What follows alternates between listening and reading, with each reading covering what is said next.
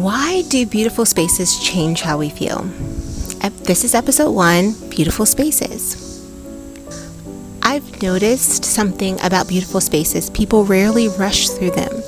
They linger a little longer. They speak a little quieter. They seem to look up more often.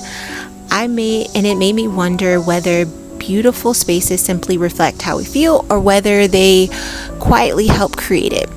So I've been thinking about something this week. We spend most of our lives preparing for special occasions, but very little time preparing for ordinary days. That seems strange when ordinary days account for almost all of our lives. So I've been asking myself, what actually makes an ordinary Tuesday worth living? This week, I kept returning to the spaces where those Tuesdays happen. The bedroom where you wake up, the kitchen where you make your coffee, the office where you spend 8 hours a day, and that route you take home afterwards. I started wondering why one room helps us breathe more easily while another makes us want to leave, even when we cannot immediately explain the difference. We often treat beauty as decoration, something added after the practical work is finished. Yet research in environmental psychology and neuroaesthetics suggest our surroundings participate in how we think, feel, and behave. The psychologist James J. Gibson wrote about affordance, the opportunity an environment offers us. A chair invites sitting. A window invites looking outward. A wide path invites walking beside someone. A crowded room might limit movement before we consciously decide it feels uncomfortable. That means we do not merely observe space. We read it through the body. We assess whether it supports movement, rest, privacy, curiosity, or connection. This is one reason beautiful spaces affect more than visual preferences. Our brains continuously process light, scale, pattern, sound, temperature, clutter, movement, and signs of safety. Research on the built environment links these conditions with stress, attention, social interaction, and our sense of control.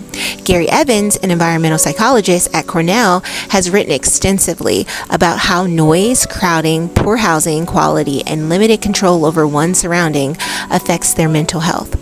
The relationship is not simple enough to say that a beautiful room cures distress. The evidence does suggest that environments either reduce demand on us or quietly add to them. Susan Maxman explores a related question through neuroaesthetics. In her work and in her book, Your Brain on Art, written with Ivy Ross, she examines how art, music, design, movement, and sensory experience interact with the brain. Neuroaesthetics does not argue that everyone finds the same things beautiful. Culture, memory, personality, and context shape preference. It asked what happens biologically when an experience feels meaningful, coherent, moving, or passing, or pleasing. Researchers' reviews describe aesthetic experiences as an interaction among emotion, sensory processing, movement memory, and personal meaning. Beauty is not processed in one isolated beauty center. It involves several systems working together. So that distinction matters because a beautiful space does not need to be expensive. It needs to feel legible to the person living there. Perhaps there's enough order to find what you need. Perhaps there's natural light. Perhaps the room contains an object tied to a meaningful memory. Perhaps the chairs perhaps the colors reduce visual strain rather than adding to it. Research on restorative home environments suggests that interior features relate to how restorative a home feels. Although much of this field still relies on small studies, virtual environments, and self-reported responses, the science is promising, but it is still developing. Nature appears repeatedly in this literature. Rachel and Stephen Kaplan developed attention restoration theory to explain why natural environments help restore the mental resources we use for sustained concentration. Nature holds attention without demanding the same effort as an email, traffic, or crowded screen. Roger Ultridge, earlier hospital research found that patients whose windows faced the trees recovered differently from patients whose windows faced a brick wall.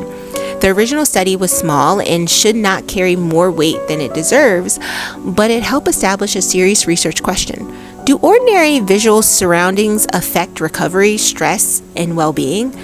I think the answer is yes, though not in the decorative way we sometimes imagine. A room affects what is easier to do there. A welcoming table makes conversation more likely. A cluttered entrance adds one more demand when you already arrive home tired. A nearby window gives your eyes somewhere distant to rest. A plant asks a small act of care, and a photograph reminds you of a relationship beyond the current problem. These are minor environmental signals, yet ordinary life is made from minor signals repeated many times. This is where beauty becomes relevant to human flourishing. Tyler Vanderweel's work describes flourishing through several connected domains, including health, meaning, relationships, character, and material stability. A beautiful room does not create a flourishing life by itself. A supportive environment helps make certain forms of living easier. It helps you gather, rest, concentrate, remember, and care. The room matters because of what becomes possible inside it. So this week, I would not ask you to redesign your home. I would ask you to notice one space you enter every day. What does it ask from your nervous system? Does it make the next action easier or harder? Is there one small change that would support how you want to feel or behave there? It might involve opening the curtains, clearing the surface, changing the chair, lowering the noise, moving a meaningful object into view, or placing something living near the place where you work. The goal is not to create a perfect room. It is to recognize that your environment is already participating in your life. Perhaps the extraordinary isn't what gives life meaning. Perhaps extraordinary simply reminds us to notice what has been meaningful all along.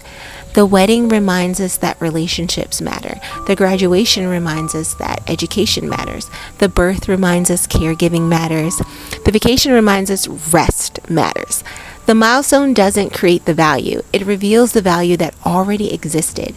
A life worth living is rarely built during extraordinary moments. It's built through thousands of ordinary ones, lived with enough attention that they become extraordinary in retrospect. I am Dr. A.G. Thanks for noticing with me. I'll see you next time with a few more things I've noticed.